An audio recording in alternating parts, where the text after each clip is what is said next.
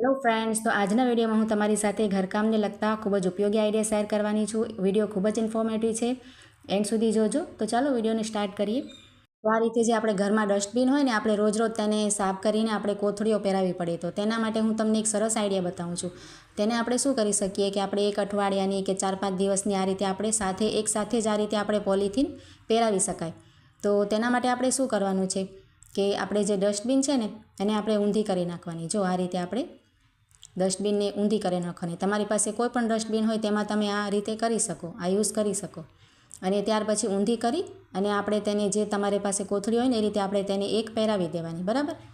હવે ત્યાર પછી આપણે છે ને બીજી કોથળી લેવાની અને ત્યાર પછી આપણે બીજી કોથળી પણ આપણે પહેલી પહેરાવી છે એ રીતે જ આપણે જેમ પહેરાવતા હોય એવી રીતે પહેરાવી દેવાની, ડસ્ટબિન ઊંધી કરીને. ત્યાર પછી હવે આપણે 2 પહેરાવી દીધી, હવે આપણે ત્રીજી કોથળી પણ પહેરાવી દીધી છે. જો આ રીતે.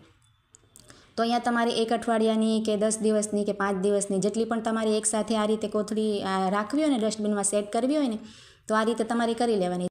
અત્યારે હું તમને 3 કોથળીઓ પહેરાવીને તેને એક બતાવું છું. તમારી ટિપ્સ, તમારે જેટલી પહેરાવી એટલી તમારે પહેરાવી દેવાની. અને ત્યાર પછી શું કરવાનું, આ રીતે આપણે જે ડબલ સાઈડની જે ટેપ પટ્ટી આવે છે ને આ રીતે ચોંટાડવાની, એ આપણી પાસે હોય ને તો આપણે આ રીતે લઈ લેવાની. અને તેનો આ રીતે એક નાનો કટકો જુઓ મેં કાપ્યો છે ને એ રીતે આપણે કટ કરી લેવાનો આ રીતે. અને જે આપણે કોથળી પહેરાવી છે ને, ડસ્ટબિન છે ને, તેની વચ્ચોવચ્ચ આ રીતે આપણે ચોંટાડી દેવાની. જો આ રીતે સરસ પ્રેસ કરીને આપણે ચોંટાડવાની એટલે નીકળે નહીં. અને ત્યાર પછી જે આપણે કોથળી પહેરાવી છે તે આપણે આ રીતે ઉપર લઈ લેવાની. જો આ રીતે કાઢી લેવાની હાથમાં. અને ત્યાર પછી શું કરવાનું કે આપણી જે ડસ્ટબિન છે ને ડોલ કચરાની, તેને આપણે આ રીતે સીધી કરી લેવાની. અને જે આપણે ચોંટાડી છે ને ટેપ પટ્ટી, તેનું કાગળ એક ઉપર હોય છે ને તે આપણે કાઢી લેવાનું. જો આ રીતે. હવે ત્યાર પછી આપણે જે કોથળી છે ને તેને આ રીતે આપણે પકડી સરસ, અને જે ડસ્ટબિન છે ને તેને વચ્ચોવચ્ચ આ રીતે આપણે બીજી બાજુ પણ ચોંટાડવાનું હોય ને તો સરસ ચોંટાડી દેવાની. આ રીતે જુઓ, આ રીતે ચોંટાડીને આપણે સરસ તેને સેટ કરી લેવાની. આપણે જેમ પહેરાવતા હોય એ રીતે ઉપરથી સેટ કરી લેવાની. હવે તમને હું બતાવું છું તેનું રિઝલ્ટ. જો આ રીતે આપણે કચરો નાખ્યો પહેલી કોથળીમાં, તો આ રીતે તમે ઉપાડશો ને, આપણે પહેલી કોથળી આ રીતે ઉપાડી લેવાની. તમે જેટલી પણ નાખ્યો એ રીતની જે પહેલી હોય ને તે આ રીતે ઉપાડી લેવાની. તો એક નીકળી ગઈ. તો આ રીતે તમે કરશો ને તો તમારે 4-5 દિવસ કે એક અઠવાડિયા સુધી તમારે રોજ કોથળી પણ ન પહેરાવવી પડે અને તમારી મહેનત પણ બચે અને સમય પણ ખૂબ જ બચે. હવે તમને હું બીજી પણ બતાવું છું. જો આ રીતે આપણે પછી ફરીથી બીજા દિવસે બીજો આપણે કચરો નાખ્યો તો આપણે બીજી કોથળી પણ લઈ લેવાની. તો તમારે એક જ કોથળી આવશે, તમારે એકસાથે બધી કોથળીઓ નહીં આવે અને અંદર એક એક્સ્ટ્રા તમારી ચોંટેલી પણ રહેશે. જુઓ, તમે 7-8 ચોંટાવી હોય તો એક તમારે એક્સ્ટ્રા રહે. તો આઈડિયા ખૂબ જ સરસ છે, ટ્રાય જરૂરથી કરજો અને ગમે તો તેને લાઇક કરજો.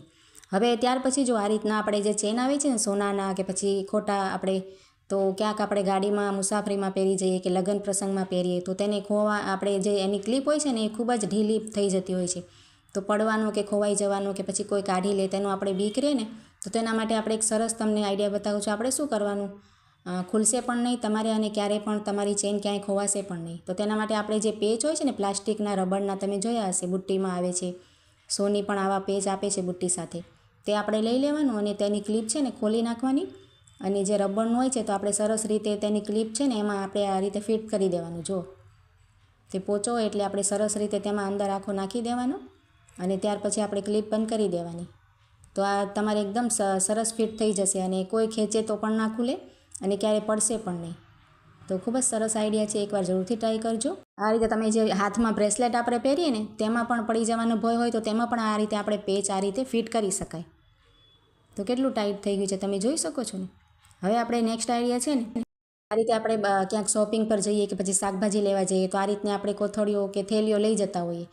તો આપણે શું થાય કે બધું એકસાથે ભેગું ભરી લઈએ ને તો ક્યારેક આપણે પૈસા કે ઘરની ચાવી કે પછી મોબાઈલ ખોવાઈ જવાનો ડર રહે, બધું ભેગું હોય તો. અને આપણે એકલા હોય તો ઘરમાં તાળું મારીને જ જતા હોઈએ. તો તેના માટે આપણે શું કરવાનું, આ રીતના આપણે પાઉચ સોનીના ઘણા બધા આપણી પાસે હોય ને તે આપણે એક લઈ લેવાનું સાથે, અને તેને આપણે જે સેફ્ટી પિન આવે છે ને તે સેફ્ટી પિનની મદદથી આપણે થેલીમાં ઉપર આ રીતે આપણે સેફ્ટી પિન અંદર નાખી અને આપણે પાકીટને આપણે ફિટ કરી લેવાનું. જો આ રીતે આપણે, તે નરમ હોય છે ને સોફ્ટ, એટલે સેફ્ટી પિન સરસ તેમાં પરોવાઈ જાય. હવે ત્યાર પછી આપણે તેમાં ચાવી, પૈસા કે બધું રાખી શકાય. તમારો મોબાઈલ નાનો હોય તો તે પણ આવી જાય. તો તેનાથી શું થાય કે આપણે ઘરે આવીએ અને અચાનક આપણે ઘરે કે પછી બજારમાં પણ આ રીતે કાઢતા હોઈએ બધી વસ્તુ, તો ક્યાંય તમારી વસ્તુ ખોવાય નહીં કે પડે નહીં, બધું અલગ અલગ રહે, તમારી શાકભાજી કે બધો સામાન. અને આ રીતે પૈસા પણ પાકીટમાં આપણે સેફ રહે, ખોવાઈ જવાનું પણ ડર ના રહે અને ઘરે આવીને આ રીતે આપણે કાઢી પણ શકાય. તો આઈડિયા નાનો છે પણ ખૂબ જ સરસ છે, જરૂરથી ટ્રાય કરજો. આપણે આ રીતે જે રોટલીના કેસરોલ હોય છે ને ડબ્બા, તેમાં શું થાય છે કે આપણે જે રોટલી રાખીએ ને તો નીચેની રોટલી જે હોય છે ને એ વરાળથી ખૂબ જ આપણે ભીની થઈ જતી હોય. તો તેના માટે આપણે શું કરવાનું, આપણે રોટલીને રાખવાના પહેલાં આપણે આ રીતે જે ટીશ્યુ પેપર આવે ને તે રાખી દેવાનું, અને ત્યાર પછી આપણે જે રોટલી માટે કપડું આ રીતે રાખતા હોય કે રૂમાલ તમે જે પણ રાખતા હો એ રાખવાનું, અને ત્યાર પછી આપણે રોટલી તમે રાખશો ને તો તમારે વરાળથી રોટી આપણે ઉપરની કે નીચેની તમારે છે ને ભીની નહીં થાય, અને સરસ તે રહેશે સોફ્ટ. તો ખૂબ જ સરસ આઈડિયા છે, જરૂરથી ટ્રાય કરજો, અને બધા આઈડિયા કેવા લાગ્યા કમેન્ટ દ્વારા જરૂરથી જણાવજો. સારા લાગ્યા હોય તો લાઇક કરજો. તો ચાલો મળીએ નવા વિડીયોમાં.